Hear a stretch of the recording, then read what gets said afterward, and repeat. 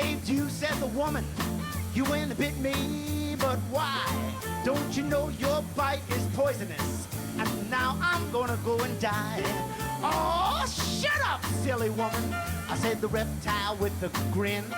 Cause you knew damn well that I was a snake before you went and took me on in. Take me in, tender woman, take me in for heaven's sake. Take me in, tender woman, side up, do the ways that do. Take me in, tender woman, side up, take me in, tender woman, side the snake to the back, to the back, to that. To the back, to that. To the back.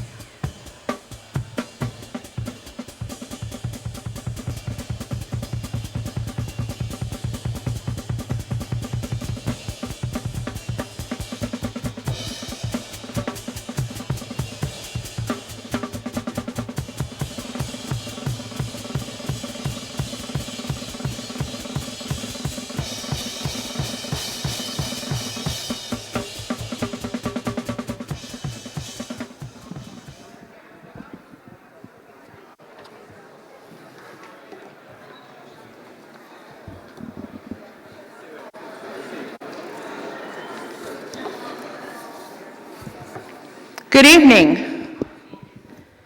I'm Nancy Bronner. I'm the Executive Director of OneJax, and I would like to welcome you to UNF tonight. Welcome to an evening of civil discourse.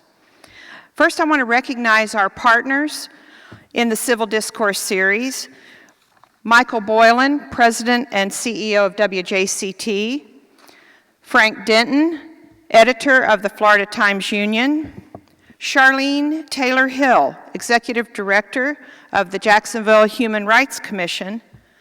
John Delaney and Tom Serwatka, UNF President and Chief of Staff. And Kyle Reese and Susan Wilkinson, current and past chairs of the OneJax board. I also want to recognize our board members, senior advisory council members, and Founders Circle donors who are with us tonight. Through their leadership and generosity, OneJax is able to offer these programs free to the public. Please stand and accept our thanks. Board, Senior Advisory, and Founders Circle, thank you. The vision of OneJax is an inclusive community where difference is welcomed and celebrated. We're an interfaith organization that works to overcome bias, bigotry, and oppression. And OneJax is a safe space to discuss sensitive and often controversial topics. Our civil discourse programs are moderated panel discussions on issues which challenge deeply held beliefs about controversial topics. The purpose of our civil discourse series is to promote and model civility in interacting with one another in a calm and inclusive manner on hot topics in order to increase understanding of opposing viewpoints. Is there a need for civil discourse in our city and in our country? We have been given the opportunity to explore our attitudes about civil discourse as we watch our Congress in action, as well as listening to rhetoric during this presidential election process. What is our appetite for civility? What is our tolerance for brashness? Some might say rudeness. Yesterday, an Associated Press article questioned how some of this brash political behavior will play, and this is a quote, through a swath of southern states where residents pride themselves on graciousness and gentility. Is the implication here that we like to avoid conflict? That we are somehow too genteel to voice our strong opinions? Civil discourse does not just mean being polite.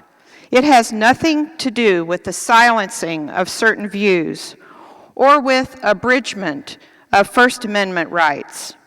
Rather, civil discourse implies a willingness to explain the reasons behind one's opinions and to listen carefully and try to understand the opposing side's reasons for its stance. Civil discourse can exist and is in fact especially important during times of increased political polarization. As you entered the hall tonight, you were given a 5x8 index card. We want to hear your perspectives. On the front side of the card, you are invited to write a personal experience or perspective about gun rights or gun control that you are willing to share with us tonight. 4 cards will be chosen, 2 on each side of this issue, and at the conclusion of tonight's panel discussion, you will be asked to share your viewpoints with all of us. You don't have to come up on stage. We'll bring the microphone to you. We will collect these cards in about 15 minutes, and we'll announce the 4 that we have selected after the panel discussion. So now let's listen to each other and learn from each other. I'd like to ask Michael Boylan and Frank Denton to come up, and they will frame Florida law for us.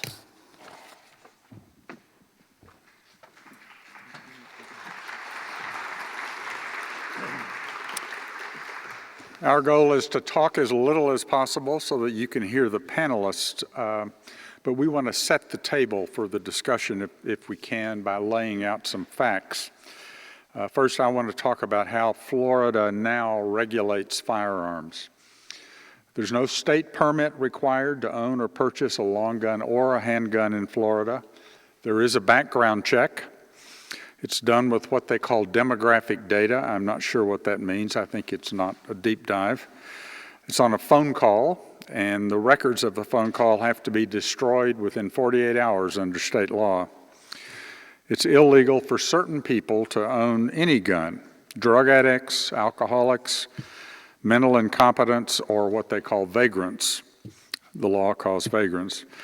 There are some other groups, some smaller groups, misdemeanor domestic violence convictions, active restraining orders, cannot own any gun.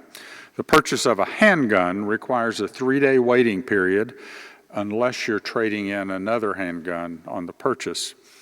If you read a piece I wrote on Sunday saying that that had been reduced to 2 days, that was 27 years ago. I assume it went back because the current law is back to 3 days. Law prohibits the possession or sale of certain kinds of ammunition, armor-piercing or exploding ammunition. It also prohibits dragon's breath ammunition, which is a type of shotgun shell designed to spew a flame or fireball to simulate a flamethrower. Florida also prohibits bolo shells, another type of shotgun shell that propels 2 or more metal balls connected by solid metal wire. It requires, Florida requires a permit to carry a concealed weapon. And that makes people, Florida makes people legally responsible for not securing their firearms and leaving them accessible to children. Florida prohibits pediatricians from asking their patients anything about that.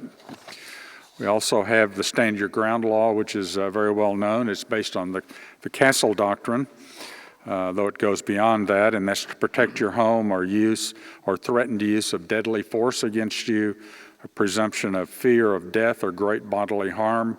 And the Castle Doctrine in Florida can be mobile, like in a vehicle or even in a tent. I'm going to take a moment now to talk about the things Florida does not cover with respect to gun laws. It does require a background check prior to the transfer of a firearm between private parties. It does not require a background check, nor does it require firearms dealers to be licensed within the state. It does not license firearm owners, does not require the registration of firearms, and it does not regulate assault weapons. There was at one time a federal law in the books. In 1994, Congress enacted a law which made it unlawful for a person to manufacture, transfer, or possess a semi-automatic assault weapon. That law, however, expired in 2004. Today, only 7 states and the District of Columbia have banned some or all such weapons. Florida does not limit the number of firearms a person can be purchased at one time, so you can buy as many guns as you like in that particular process. Nor does Florida law regulate unsafe handguns. Many firearms are manufactured and sold in the United States without undergoing appropriate safety testing and without including basic safety features. Poorly constructed firearms play a significant role in unintentional shootings and are disproportionately associated with criminal misuse, especially by juveniles and young adults. Local governments in Florida generally lack any authority to regulate firearms or ammunition. Even though the legislature is not in session until, January, I think, committees are already at work, and there will be firearms bills in the legislature this year. One bill would allow people who have concealed weapons permits to bring guns on college campuses. That bill was active in the legislature last year. It stalled in the Senate. It's already been introduced this year, Senate Bill 68 and House Bill 4001, and it's already passed committees in both chambers. It could fail because in the next 2 Senate committees that it's going to go to are chaired by moderates who could keep it off of the agenda if they choose to. A second bill is called open carry, and that allows people to not have to conceal their weapon, but to carry it openly. That bill was passed in the House Criminal Justice Subcommittee by a vote of 8-4 Tuesday of this week, as you must have read in the Times-Union. It goes before a Senate committee later this month.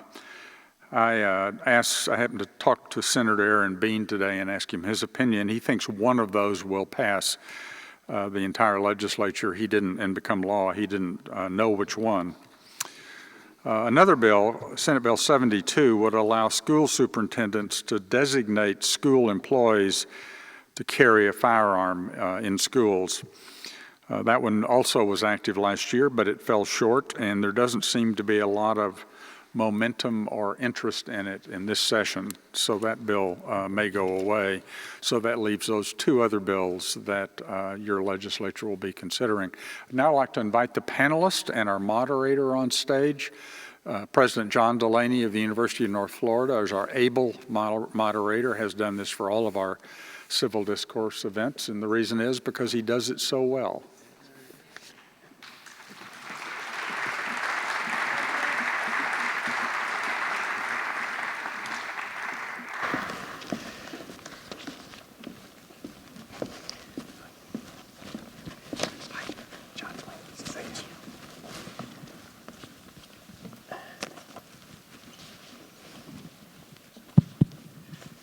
While we begin Bill around, we'll go ahead and start with introducing the panelists. Immediately to my right is Patricia Brigham, who's the chair of the Gun Safety Commission of the League of Women Voters, and she sits on the Florida League's board of directors and the league board in Orange County as well. And she came up from Orlando today. We appreciate that. Cord Bird, who's an attorney in Jacksonville Beach with an emphasis in firearms law since 1998. He's represented clients throughout Florida in both state and federal courts and administrative proceedings. He regularly appears on national and local television and radio to discuss firearms law and the Constitution, and he's an NRA benefactor life member. Next to him is Eric Friday, an attorney with the law firm of Fletcher and Phillips. Eric practices in areas of constitutional and family law, is general counsel for Florida Carry, which is the largest independent Second Amendment rights organization in Florida, and I'll add he very successfully sued UNF and won, so he's obviously got some experience in this. Next to him is an old colleague of mine, Bill Shepard, who's an attorney with the law firm of Shepard, White, Kachurgis, and DiMaggio. He's board certified and practices criminal law, civil rights, and is an appellant attorney as well. And on the end is Richard Collier. Richard is a former NFL offensive lineman, played with the Jacksonville Jaguars, and he's founder of Spirit Strong Foundation that's committed to inspiring and empowering challenged athletes and individuals with disabling injuries. So with that, panelists, thank you very much for taking the time to be with us tonight.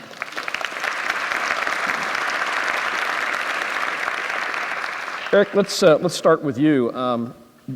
Are there any restrictions on gun possession or sale that make sense to you? Well, John, we already have restrictions on guns. They're the most regulated product we have in our country. We have restrictions that you have to pass a background check to buy them, or a licensed dealer is required to conduct a background check to sell a gun to a person. We have a waiting period in Florida. For any county that wants to have one, there's a local option. We have a check to be able to carry a gun. And even when you have that check, you still can't carry it across state lines. Very often I hear, let's regulate firearms like automobiles. And my answer is, great. You don't need an automobile that can drive more than 70 miles an hour, but we make them, so I guess that means you can have a gun, whatever size. One driver's license, good in 50 states. Let's do the same thing with guns. So, the idea that we don't have regulations, I think, is not quite true. But no, I think the regulations are where they need to be for the most part. The biggest problem right now is enforcement. Okay, Patricia, do you have a response to that, a reaction to that? Well, first of all, I would just like to thank you for inviting me to be here. I would like to respond. There is something called a gun show loophole.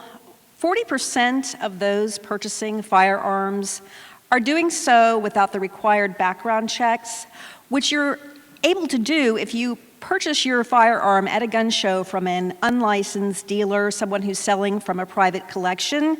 We believe, the League of Women Voters of Florida believes, that this loophole should be closed.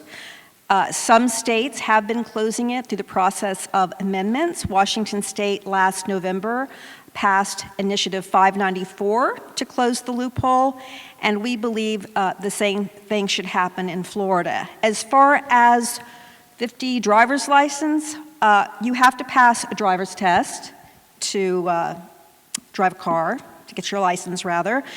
You have to have insurance to drive a car, but you don't have to do these things to own a gun.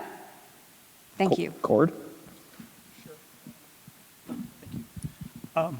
I'll address the gun show loophole. It's called following the law. There is no gun show loophole. If a firearm is considered private property, and you're allowed to transfer that private property just like you're allowed to transfer any other weapon. If you're a frequenter of gun shows, you will know that there are ATF and local law enforcement at every single gun show. They're there undercover, and they're checking to make sure that individuals are not selling the guns improperly or in violation of state law. Furthermore, we're dealing with the background checks. As Eric pointed out, we're dealing with the problem of enforcement. We're dealing with the problem of inaccurate databases. I see that in my practice all the time, where the information is incorrect, and then you're prohibiting law-abiding citizens from then obtaining firearms and exercising a constitutional right. We'll go back to Eric, and then I'll go to Bill Shepard. But Eric, you mentioned enforcement. I'm a hunter, and myself, and I'll say, I heard Frank, I think, said that alcoholics are not allowed to purchase guns, and I know a lot of alcoholics that have guns, and they say who I hang around with, but they hunt, and what about the enforcement component? Well, the primary enforcement component issue is we regularly hear from the federal government how many people have been stopped from purchasing firearms through the instant background check system that was actually advocated for by the NRA, as a matter of fact. That background check system, despite this vast number of people we're told who have been prohibited from purchasing guns, less than 1% of those people have ever been prosecuted. The reality is a lot of those denials were false positives that were eventually reconciled. But the fact is, the Justice Department is not prosecuting people who attempt to buy firearms illegally. That's the first enforcement mechanism that comes to mind. The other problem with the idea of the universal background check, as they call it, the idea that every gun should go through a background check prior to being transferred, is that law cannot be enforced or regulated or tracked without a universal registration system. And that is something the NRA opposes. And that is something that most gun owners and most gun groups oppose. When those polls are done that say that a lot of people support universal background checks, when you combine with that universal registration of firearms, the support completely goes away. The simple fact is, without registration, you can't enforce a universal background check law. And unfortunately, we've seen in recent times in Australia and Great Britain, every country that's ever registered firearms wholesale has eventually confiscated them or had forced turn-ins, as in Australia and Great Britain.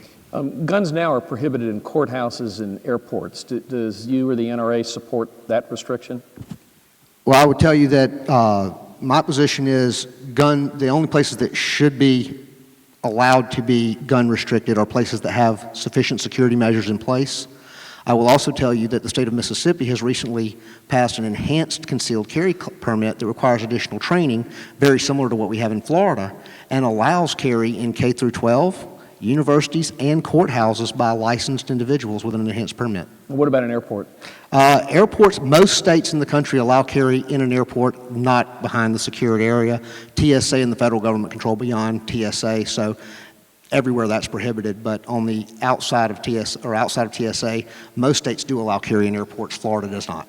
Again, what about then behind the secured area? What's the NRA's position on taking a gun on an airplane with you? I represent Florida Carry, not NRA. We've never taken a position on it. I mean, there are substantial security procedures in place to try and limit firearms in that environment. And I think that's one of the primary reasons we support things like campus carry, is because, unfortunately, there is no security that stops guns from coming onto this campus or coming into any building on this campus for the most part. We'll get back to the campus carry. And Bill, you've practiced law for quite some period of time. Do you believe that there are constitutional limitations on gun ownership or transfer or use? Absolutely. We keep talking about gun control. I think we ought to change it to gun regulation. You're not going to control guns with no matter how many laws you pass, because there are 310 million guns on the street already. And I don't think we're going to afford the buyback that's going to be effective. And the Supreme Court has decided that there is a Second Amendment right to individuals to carry guns. Going forward, what is that going to mean?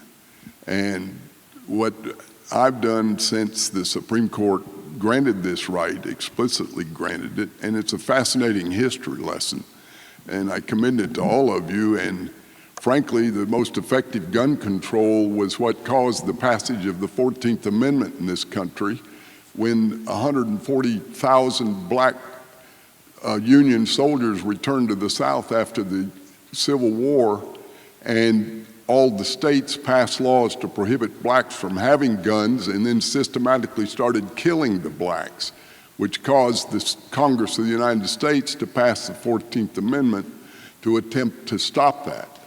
And so guns and gun control has a real heritage in our country, and Well, let's go probably to you. gave us Do you the best have- law that's been passed, the 14th Amendment. What regulations would you support, say, in Florida? We'll just stick with states.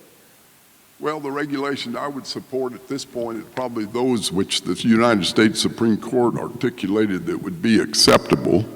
And just to indulge it for a minute, what they said was that nothing in our opinion should be taken to cast doubt on longstanding prohibitions on the possession of firearms by felons and the mentally ill, or laws prohibiting the carrying of firearms in sensitive places such as schools and government buildings, or laws imposing conditions and qualifications on the commercial sale of arms.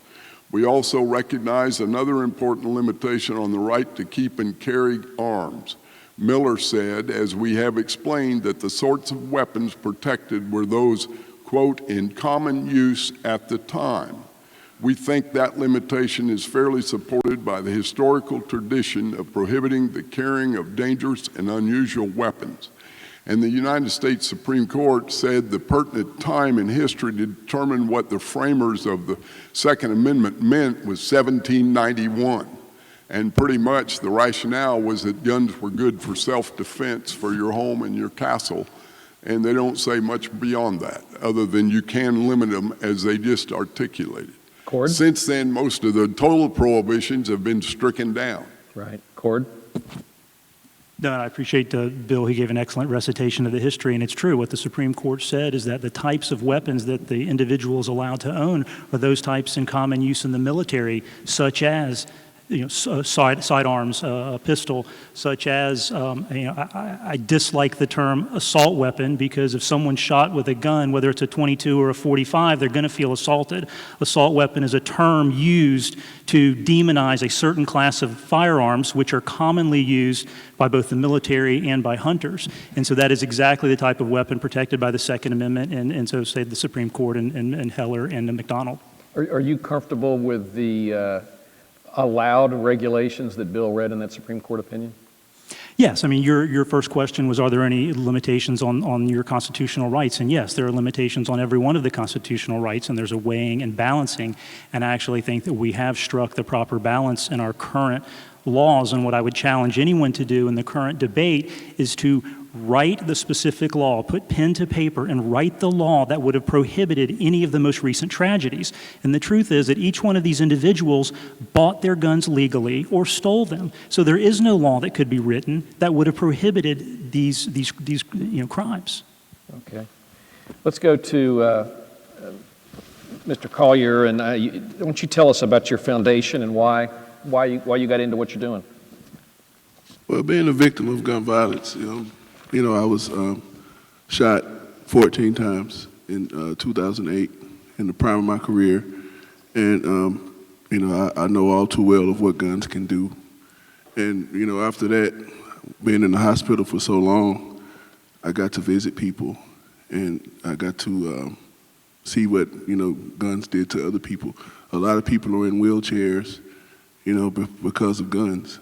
what they do. I still have 8 bullets in my body.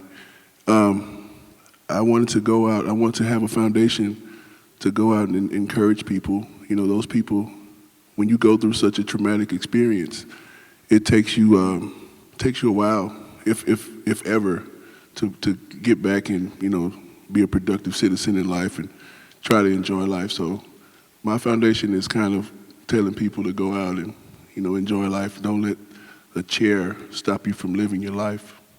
Yeah, well, thanks. It's a very noble cause, and we appreciate you being with us tonight. We'll kick back to you in a second. But Patricia, what's your reaction on this? We're going to need to kind of sharpen down on where we disagree and where we agree. Why don't you kind of help us with that? I guess Cord, she needs a mic. Yeah. Well, in the case of the Charleston shooter, there was a background check flub. So it's not necessarily true that all of these guns are bought legally. And secondly, I keep hearing the term law-abiding citizen. Well, have any of you ever run a red light? Have you ever driven above the speed limit? I bet the answer is yes for almost every one of us here. So you're a law-abiding citizen until you aren't.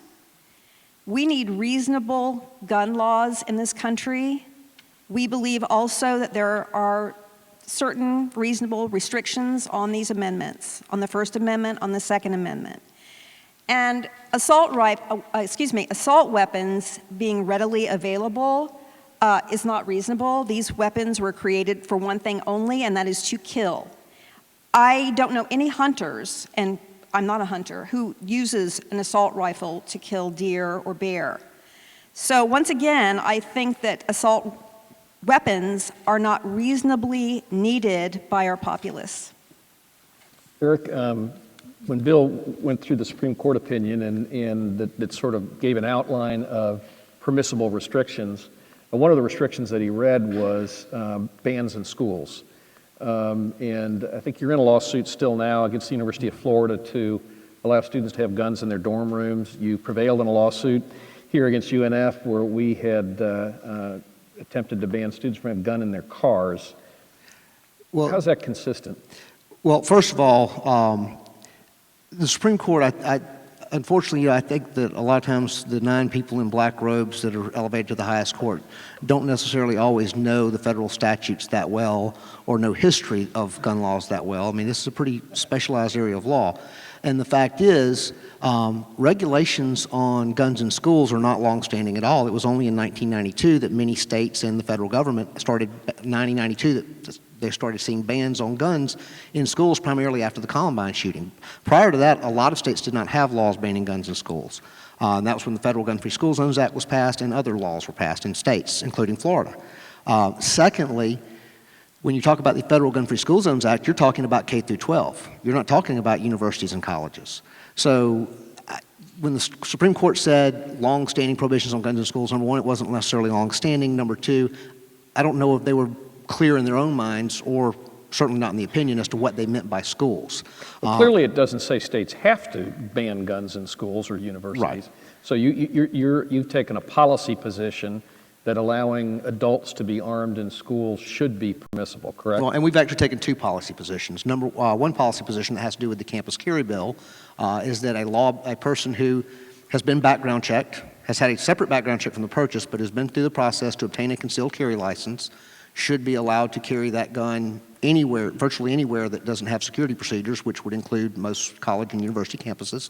And so there we're talking about, as a general rule, people age 21 and older. The average age of students on our state college campuses, I just learned recently, is 29. So, we're not talking about 18, 19-year-olds, we're talking about 29-year-olds. A big difference there. That's the community college system. Right, the state college system, not the universities.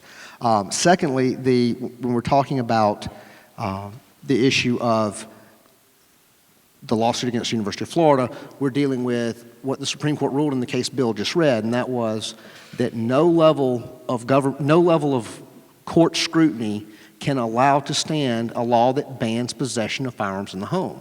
And the Supreme Court has regularly and repeatedly ruled that a student's dorm room or university-owned apartment building is their home for purposes of constitutional analysis under the Fourth Amendment and the First Amendment, and I don't see, and the court's also said that you cannot single the Second Amendment out for disfavorable treatment. So that's the basis under which we have sued in the UF case, seeking to have students the right to have a gun in their residence. Well, I'm glad you selected that university as a defendant, not UNF. But Bill, you want to respond to that?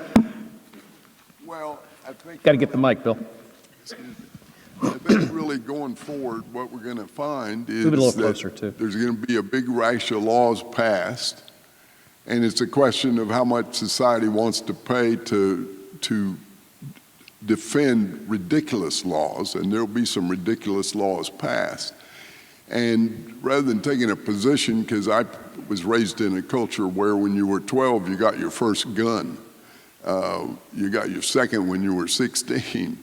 And so there's a lot of good thought in terms of a dormitory is your castle. And that is for sure, for certain what the Supreme Court said is the rationale for the Second Amendment was the right to protect our homes. And a firearm at the time was the way you did it. I think going forward, what they're going to do, what the courts are going to do is develop a test that's going to be analogous to the First Amendment. And we have cases constantly in courts. What does the First Amendment mean? What are the contours? What are the limits? And I know I could use some filthy language and call President Delaney all sorts of names up here. And if they weren't threatening, then I could get away with it. By the same token, I could not scream there is a fire in this auditorium because that has been held to cross the line. So I see the courts are going to determine where is this line, and it's going to constantly be changing as our society evolves. And what will be tolerated and what won't be will be determined by the third branch of government, the courts. Cord, what good do you see coming from students having a gun in a dorm room? The ability to protect themselves if they need to. I mean, when you look at the campuses, and I've looked at a few around the state, and when you look at the registered sex offenders who live in close proximity to campuses, when I have a cousin who's a freshman at Florida State University, I know she studies late at night, and when they have to walk back to their dorm room, I mean, God made man, Sam Colt made him equal, and there is some truth to that a gun is a great equalizer and allows someone the ability to protect themselves against an assailant. Eric brought up England and Australia, where they've banned or confiscated most of the weapons. The incidence of assaults, rapes, and other types of batteries are much, much higher than here in the United States. And so there are consequences if those who are opposed to the Second Amendment and opposed to gun rights get their way. There will be real consequences to that. Mm-hmm. And if I might add too, we talk a lot about common sense gun regulation. I hear that term used a lot, and it always seems that the common sense gun regulations are those proposed by those opposed to the Second Amendment, and not from the NRA or from the pro-Second Amendment or pro-Constitution side of this. Can we all agree that gun-free zones need to be repealed, and it's bad to advertise to the criminal that you have unarmed individuals at a certain place? I mean, time and time again, repeatedly, these crimes are happening in gun-free zones. We don't wake up and read in the paper that they've attacked a police station. Why? Because there's people there that are going to shoot back. They go to where they feel like their people are unarmed. Well, of late, obviously, we've got some incidents of policemen being shot. But Patricia, why don't you respond to that, the gun-free zone? I saw you wince. Thank you. Well, there actually was a police station that was targeted. I believe it was earlier this year, and I don't remember the city, but I can certainly get that for you. I will say that the League is definitely against campus carry. We think it's a very dangerous idea to allow students to carry concealed firearms on our campuses, which are relatively safe. If you look at the crime statistics of off-campus crime due to on-campus crime, 93% of violent crime happens off campus.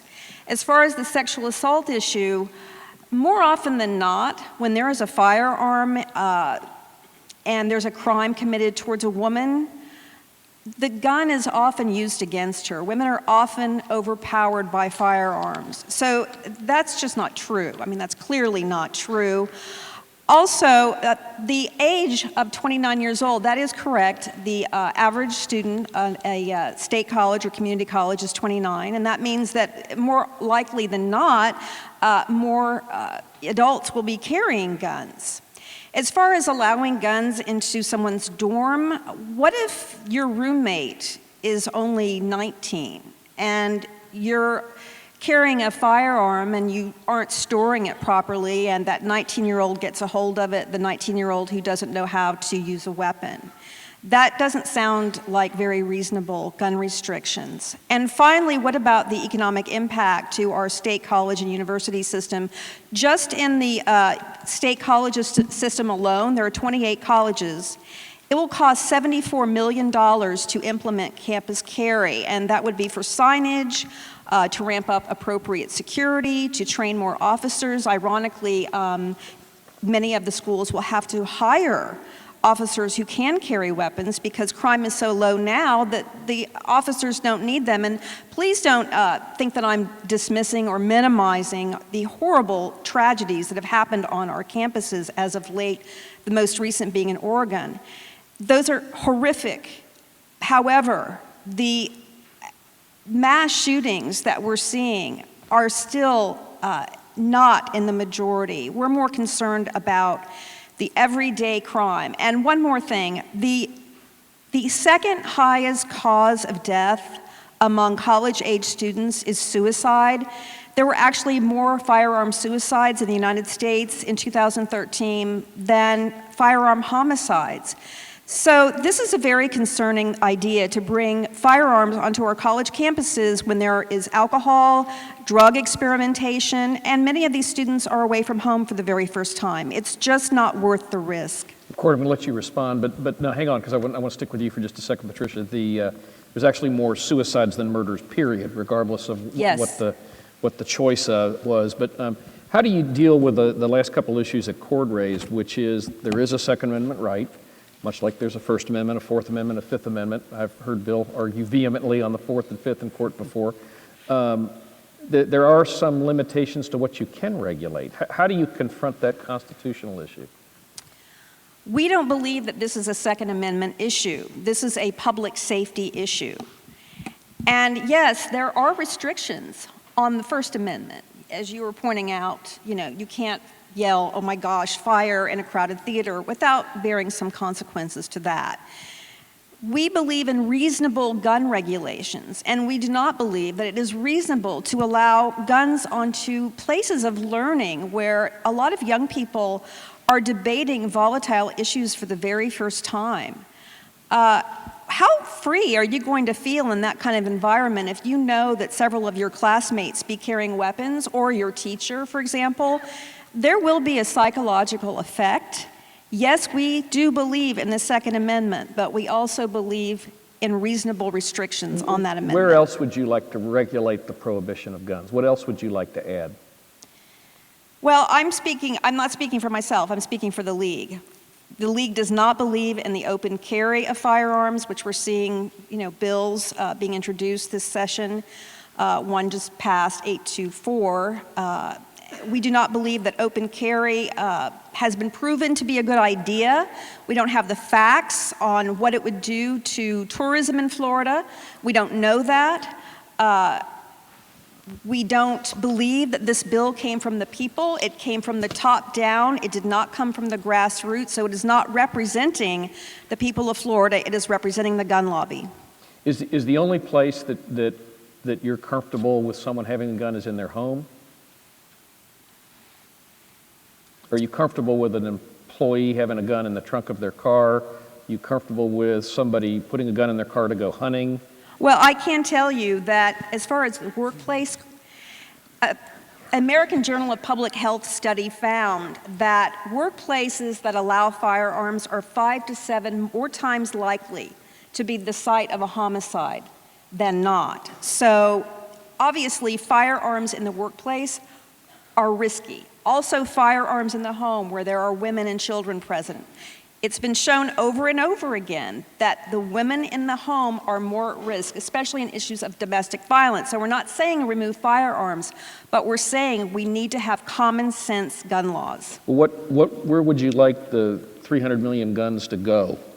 Where do you want them to? You can't have them in the home, you can't have them in a car, you can't have it at work. Where is it okay for somebody to have a gun?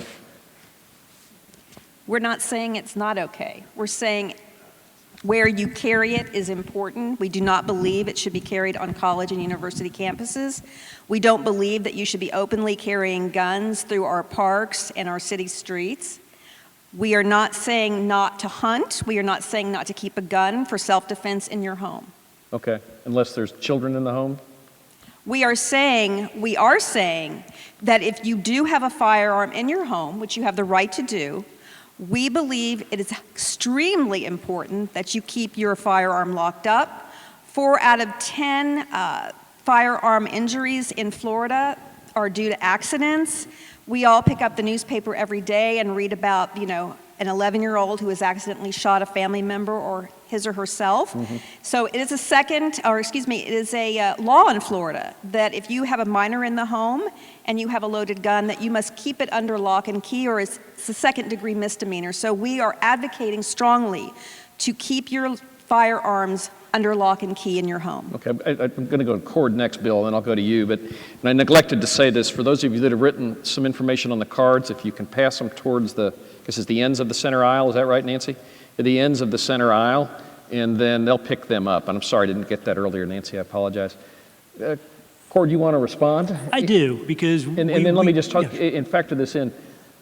Obviously, there's a right, but what about the risk? What about the dangers that she just alluded to? Kids, domestic violence, these kinds of things. Is there any guilt at all about the risk of what's going on? Sure. Life is risky, and there are risks to gun ownership, just like there are risks to driving a car and having a swimming pool, having a trampoline. So, yes, there are risks, and yes, we advocate for safe and legal use of firearms. But we keep talking about what laws do we need, what regulations do we need, what new regulations. There's a zero correlation between state homicide rates and state gun laws. The Brady campaign, which is an opponent of the NRA, ranks each state's gun laws from A to F. The more restrictive states have have A ratings. The least restrictive states have A ratings. When you look at the top 10 the states with the top 10 highest homicide rate and the 10 lowest homicide rate states, there are A's and F's in each one of them. Which shows that there is zero correlation between gun laws and the number of homicides that are committed. It's just true. And if you've been to states where they have open carry, I've been to Arizona and Nevada and other states, and you see people with guns on their hip, it's not a big deal. It really isn't. It's something that you get used to. And in fact, when I've spoken to law enforcement officials in those states, they will tell you, I know that the guy open carrying is probably a good guy, and if something bad happened, I know that that guy is probably going to be able to help me, where when it's only concealed carry, I don't know who's carrying and who's not. Well, that may be, in western states and rural areas of states where there's hang on, stick with you and then I'll go to Bill, where there is a culture about guns. Mm-hmm. But urban areas, even on that list, in the urbanized areas, more guns, more problems. Well, and that's when you look at Chicago and Baltimore and New York, some of the states with the most restrictive gun laws have the highest rates of gun violence, which to me suggests that it's not about the guns, it's about society and the culture. Mm-hmm. And I think the conversation we need to be having is what has happened to American society where we no longer respect life, which makes life cheapened and which fosters these attitudes towards guns. Guns have been around since the founding of this country. But is there equivalency, though, to the risk from a gun and a trampoline or the examples you gave, if you're talking about injuries and deaths, Labor Day weekend, more than 400 Americans died on the roads on Labor Day weekend. Yet we didn't have the president come out and say, I want Congress and I'm going to take executive action and pass more laws to make cars safer. We don't see that. So why is it, 13 gun deaths in Chicago or Baltimore is an average weekend? We don't hear the president calling for more gun laws after that. It's only after these tragedies, which is the worst time to address these issues because of the emotions involved. Sorry, Bill. Go ahead. Up to you now. I wanted to make a comment on something Ms. Brigham said a moment ago. that this is not like the First Amendment, but I got news for you, it is. It is because the United States Supreme Court has said it is a constitutional right. So it is as embedded in our history as the First Amendment. It just took them several hundred years to pronounce that and to clear up a lot of confusion. And the other thing that you made a comment about that I take issue with is that this has something to do with majority vote. The Constitution is not subject to a majority vote on anything. It was, in fact, the First Amendment was written for dissenters, not for the majority. So we got to approach this, when I said earlier, we got to be careful we don't pass a lot of screwball laws out of a kind of a hysteria because we have some folks that aren't behaving correctly. Because we're going to get more court challenges, more confusion. The danger of guns is already out there, and it's a matter of how do we regulate, and I think it needs to be focused more on what causes the gun to go off in the first place, and that's people. And you know, it's kind of like drugs. The problem ain't drugs, the problem's people. And so we got to be careful going forward here with how we do it so we don't do damage to our constitutional government out of hysteria. Bill, do you think it's okay for a citizen to be able to have a pistol on their hip wherever they go during the course of the day? I don't think that's going to fly. I don't think that that's going to fly, but... What, legislatively or constitutionally? Pardon me? Legislatively or constitutionally? Constitutionally. I think legislatively it probably would be passed, but the fact of the matter is all of us up here could probably have a concealed weapon right now. So you probably already have kind of a carry.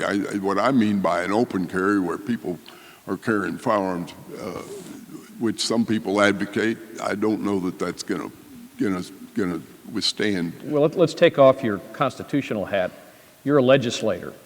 Would you vote in favor of allowing guns in the dorm rooms of a campus? Would you vote in favor of allowing someone to carry a pistol on their hip wherever they go? Personally, I would not. You would not, okay. Richard Collier, obviously you've been the victim of a gun crime. What is your attitude now towards gun regulations? I think there should be some regulations. I agree a lot with Bill with, I don't think that people with mental issues should be allowed to have guns.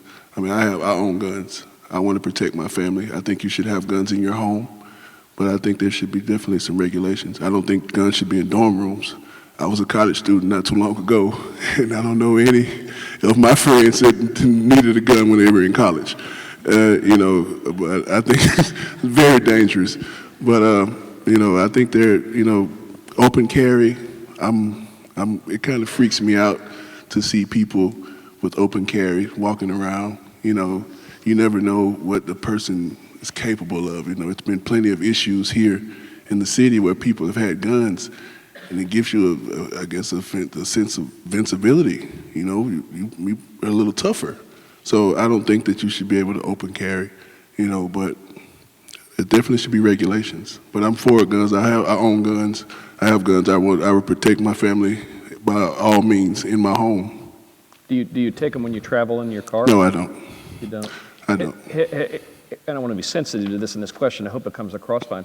Has your attitude changed since before and after you were shot? And if so, in what way? Yeah, definitely. I mean, being a victim of a gun violence, you don't want to be a victim.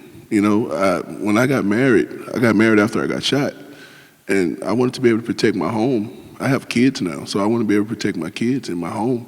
What happened to me was a guy who was disgruntled. He called somebody to bring him a gun. He was a felon, 6-time felon. Somebody brought him an illegal gun, and it was a large assault handgun, and he followed me and shot me. But he wasn't supposed to have a gun. I don't think it's we just have to get tougher with those kind of laws to keep people from getting guns. But I definitely wanted to protect my family because you do feel helpless when you go through something like that. Do you feel stronger about the need for more restrictions on gun possession or sale since the shooting, or Yeah. Sounds like you were a gun owner prior or comfortable? No, actually I wasn't. I never had even shot a gun before I got shot. The first time I shot a gun was after I got shot, and it freaked me out for a minute because I saw how much power it was, and I got shot 14 times, and it kind of took me back to when I got shot because I know how much power that was and how much responsibility having a gun is.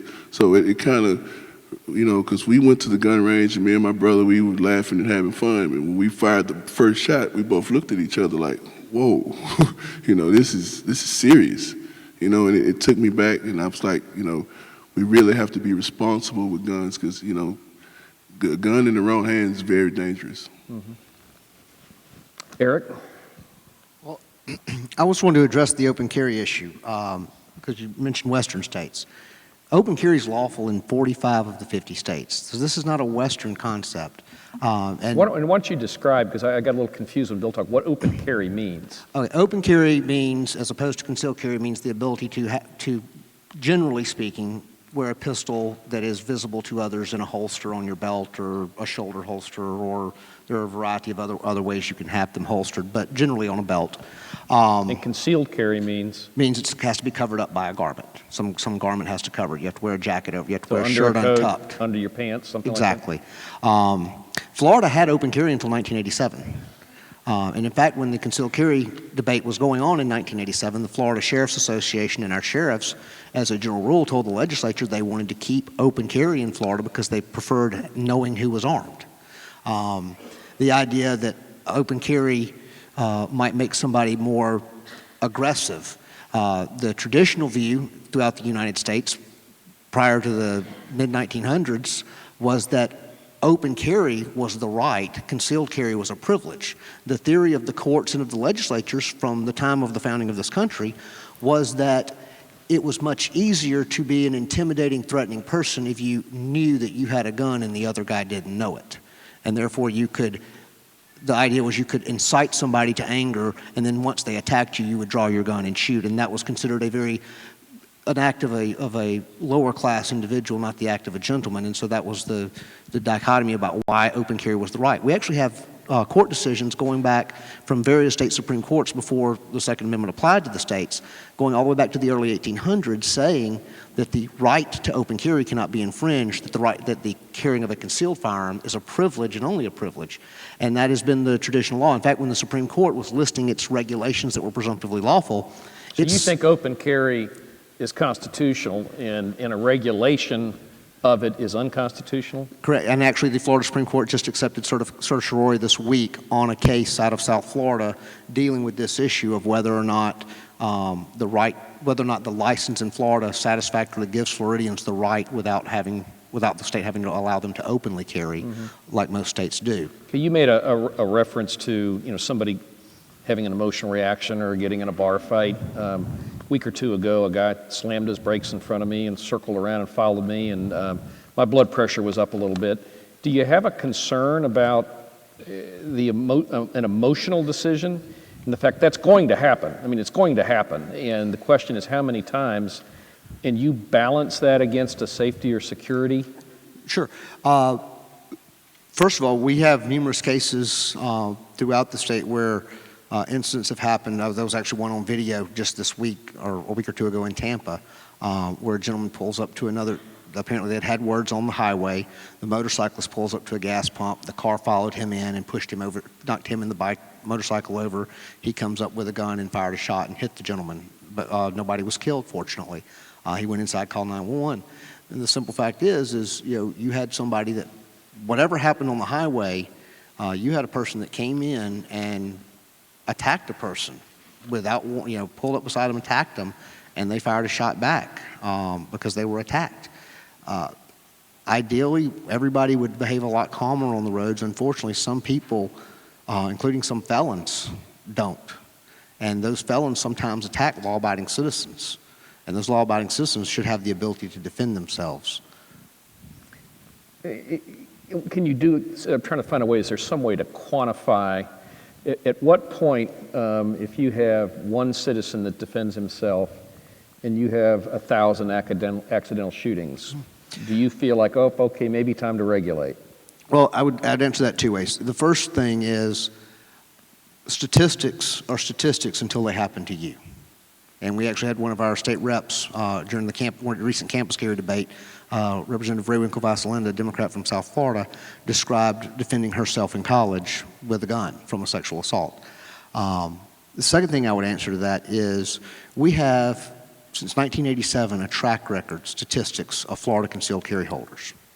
These are people that have been, when the concealed carry law was passed in Florida, the law required the Department of Agriculture, prior to that the Secretary of State, to track the revocation of licenses. And the simple fact is, our license revocation rate for Florida is 6 times lower than the criminal act rate for police officers. Our concealed carry holders, the people that go and get these licenses, are the most law-abiding, identifiable segment of society. But we're on open carry. And your position is that everybody should be able to open carry. That's the position of your organization. Well, our position is that open carry should be allowed. We take the position that...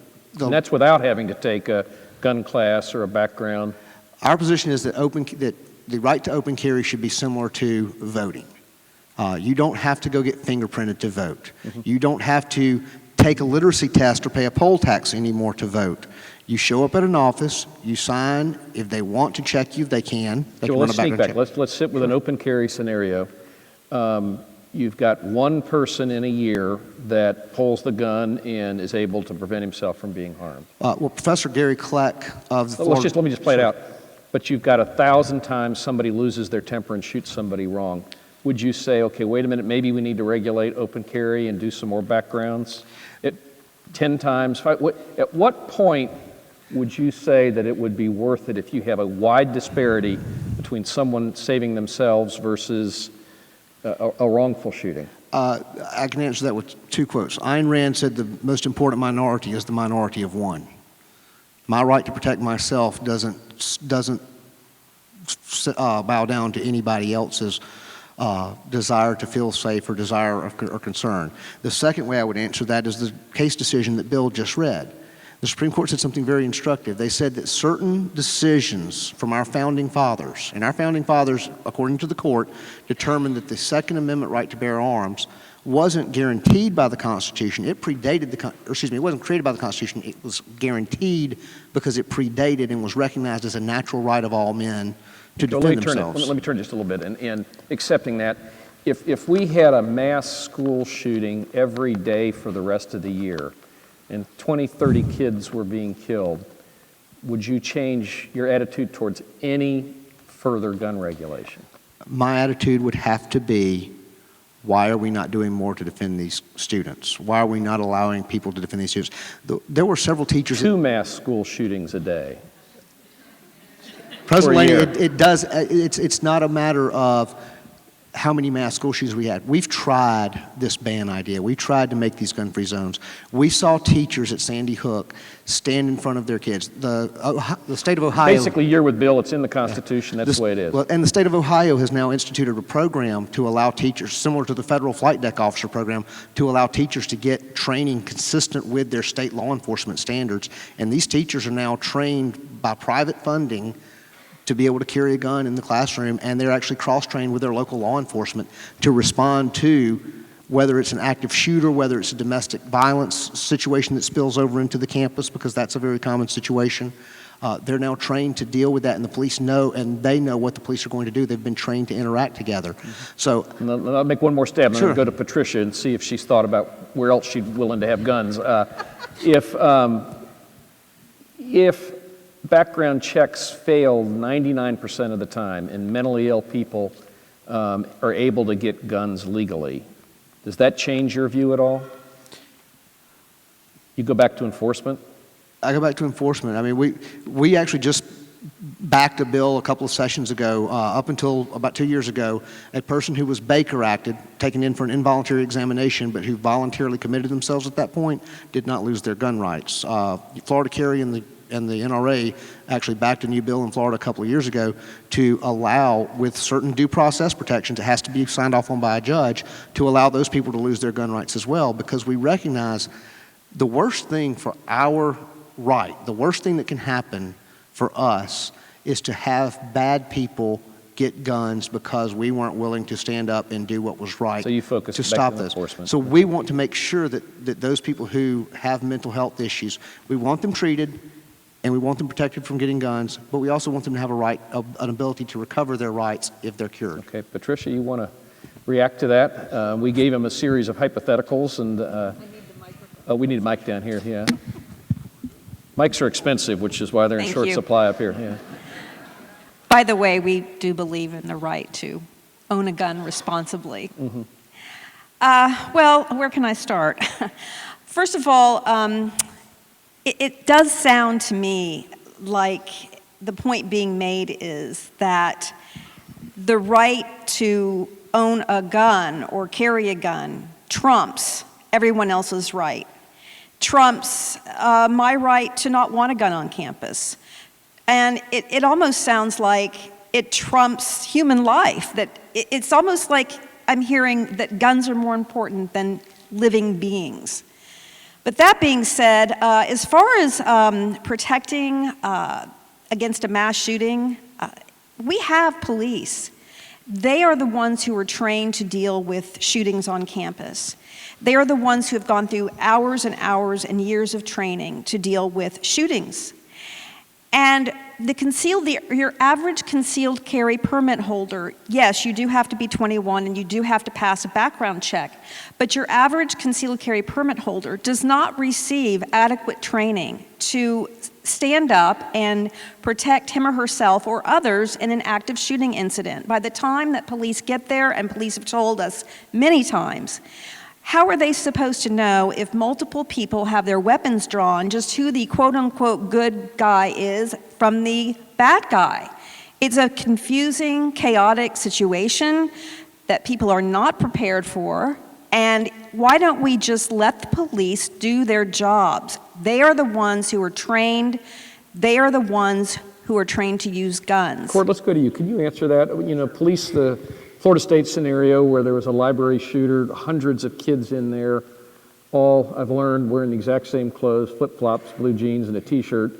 One person's blasting away. What's the police supposed to do in there? Is that just supposed to say, we respect your right to have a gun and shoot where you want to? I'm not a trained law enforcement officer. I won't presume to know what they do in an active shooter situation, but I do have relatives that have been in law enforcement. One was retired from JSO, and he told me, Cord, police, we react to crime. We rarely prevent it. In most of these shootings, it's over before the police even arrive. So it's highly unlikely, or the scenario is unlikely, that the police are going to show up when there's two shooters going at it in a library. And the people who are unarmed are probably hitting the floor and climbing under a desk, and you're going to have to. But I'd rather have those two shooting at each other than to have that shooter, when knowing that everyone else is unarmed, being able to go execution style down the road and kill everyone. I think most of these shootings in schools, it's really either the police have ended it or the shooters fled from the police and committed suicide. Actually, because when you and I on the radio this morning, you asked me to come with some examples, and I did. There was Trying to set you up. the Pearl High school shooting where a 16-year-old killed 2 students and injured 7 others at his school after murdering his mother at home, and someone at the school was able to prevent that, someone who had a gun. We had the Appalachian Law School example where a former student opened fire and another student with a gun on campus was able to stop the shooting. New Life Church in Colorado Springs. Approximately when were these? These, they've 90s up to now. I mean, they're all readily available on the internet. So there's the College Park Link, Parker Middle School dance shooting where a 14-year-old killed 1 person and wounded 3 others before he was confronted by James Strand, who subdued first with a shotgun and held him until police arrived. So we always focus on when the bad guy shoots and kills people. By some estimates, 2 million times a year, a good person with a firearm prevents a crime from even happening. That never gets reported. So those instances, when you're saying, well, how many Sandy Hooks would we be willing to have a day? I would turn around and say, how many rapes that are prevented, how many sexual assaults, how many other types of crimes that are prevented with a gun that never get reported, how many of those would we be willing to accept by getting rid of all guns out of society or over-regulating them? Got it. Bill? I think in giving some thought to coming here tonight, that the bigger issue that we probably ought to be focused on is the adequacy of the mental health system in our country. And I noticed it's written by a lady I don't necessarily agree with all the time, Ann Coulter, but she did point out some facts here that were alarming to me. According to a 2002 report of the Central Institute of Mental Health for the European Union, the number of involuntarily detained mental patients per 100,000 people in other countries looks like this.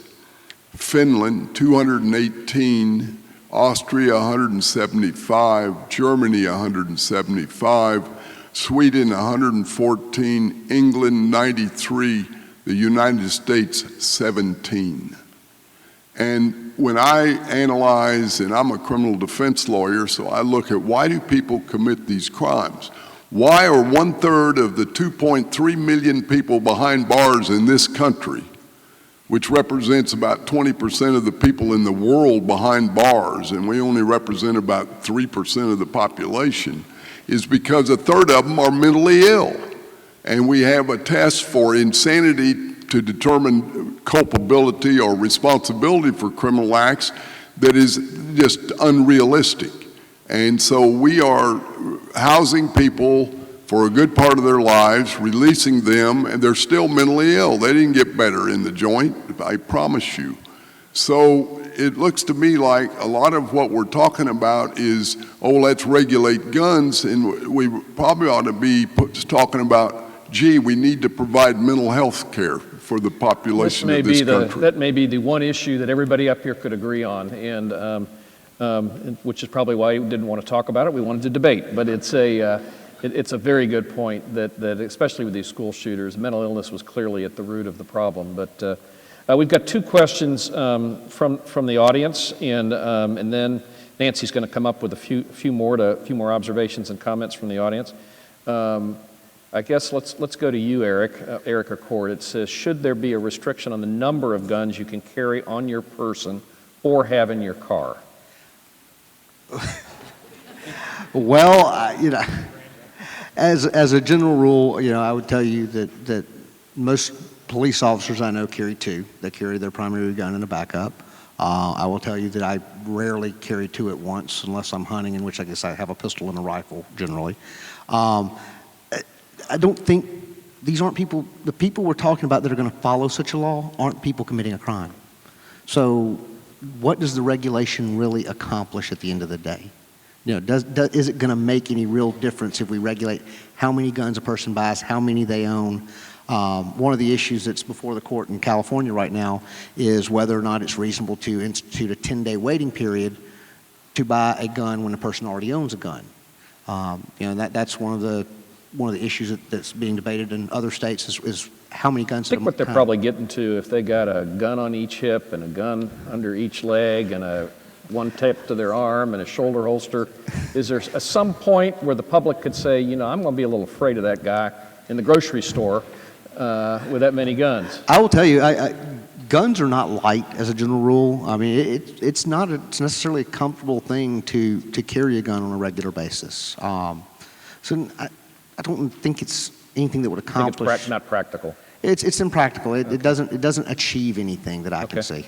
Patricia, we'll end with this one, and then Nancy's going to come up. It says, what do you suggest to us, that's missing a word, the students do if there's a mass shooting happen and none of the victims are allowed to carry a gun to protect ourselves, according to what sort of this discussion, I think Cord kind of talked on this himself, but what would you suggest in that setting? If somebody has a constitutional right to have a gun, and there they are in a student setting, and they're not able to defend themselves.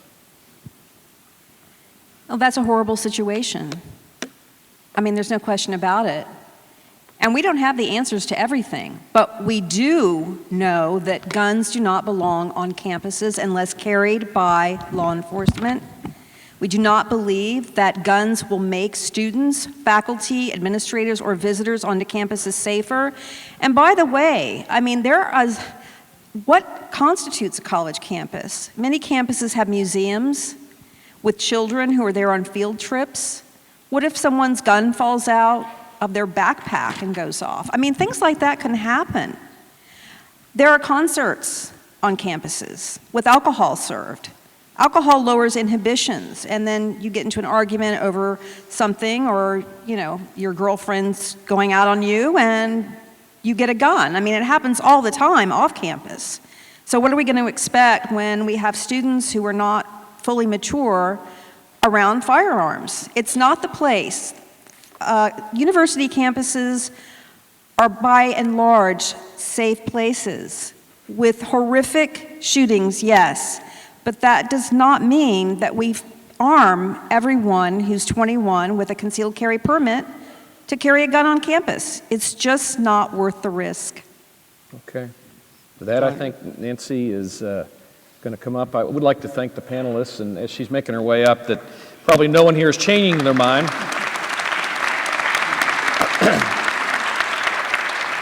But we do hope that kind of the definition when we put these together is we hope that each side at least understands why the other side thinks what they do, even if you haven't changed your position. So for that, Nancy and Michael. Thank you so much. We've all learned a lot and learned how to respect each other's opinions and at least listen to each other with civility. So thank you so much. Michael Boylan and I are going to share with you some of the comments from the audience. We have 2 cards that we've selected to that advocate for the positions that Cord Bird and Eric Friday have advocated for on Florida Carry and NRA, and then 2 that I'll share that are opposed, and then 1 just a personal reflection. So, Michael, you want to go first? Sure. Probably not surprisingly, most of the questions centered on the college campus issue. And the first one was this: why must I give up my personal protection means as I attend class and educate myself? I have the right as a free citizen to defend myself and others against deadly force, no matter the location. Do not deny my right to defend my life. I am not a sheep.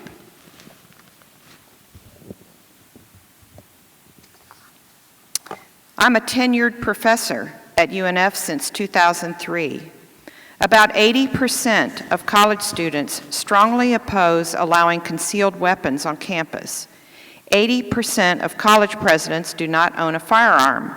Why impose on us an obvious minority view if such weapons are allowed on campus? Do our constitutional rights have a lower priority?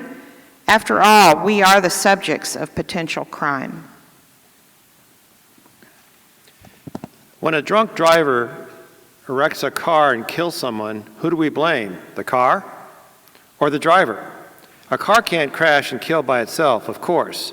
So why do we blame guns when the criminals behind the trigger are the only ones to blame? Our right to carry shall not be infringed. Just because you don't agree doesn't mean you can take away my constitutional right to do so. Just like I can't take away your right to free speech when you talk out of turn. We did a little edit there. And we should absolutely have campus carry. Almost all mass shootings are in gun-free zones. Why disarm the innocent when the criminals will arm themselves, regardless of the rules? All it does is make us sitting ducks, and I hope those against campus carry can live with themselves if an active shooter kills me and other students when I don't have a gun to protect me. As a teacher, graduate student, and converted Muslim, I am faced with the reality of gun violence on a daily basis. I think gun shops and gun shows should be outlawed, and I also think the state of Florida should invest in better and more comprehensive mental health care. My question is, does anyone on the panel know what Governor Scott's position is regarding the gun situation in Florida? And it might be worth a second to have any of the panelists who might know that answer respond. Does anyone know? I would just say Governor Scott has taken a very strong pro-gun position. He has not taken a position publicly, to my knowledge, on either open carry or campus carry. He usually does not take a position on most bills before they come to him, but he has historically signed most of the pro-gun bills that have been put before him. I would also commend to anybody, within the past week or so, the FBI has put out a new report on active shootings since approximately 2000.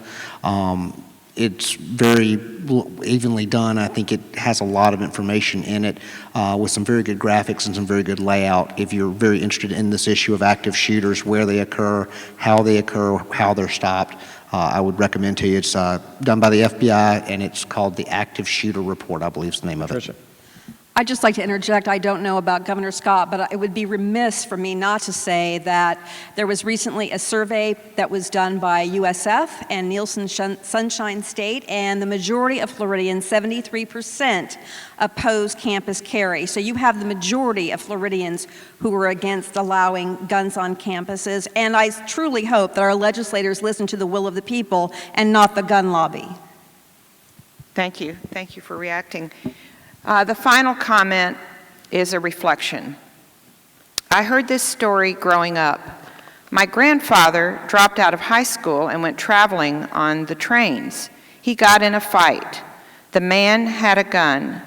Somehow my grandfather got the gun and the man was killed. My grandfather hated guns. This is a tough topic for our society, and I just want to again thank our panelists and President Delaney for moderating. Richard Collier, Bill Shepard, Eric Friday, Cord Bird, and Patricia Brigham, thank you so much for sharing, and thank you, audience, for your civil participation.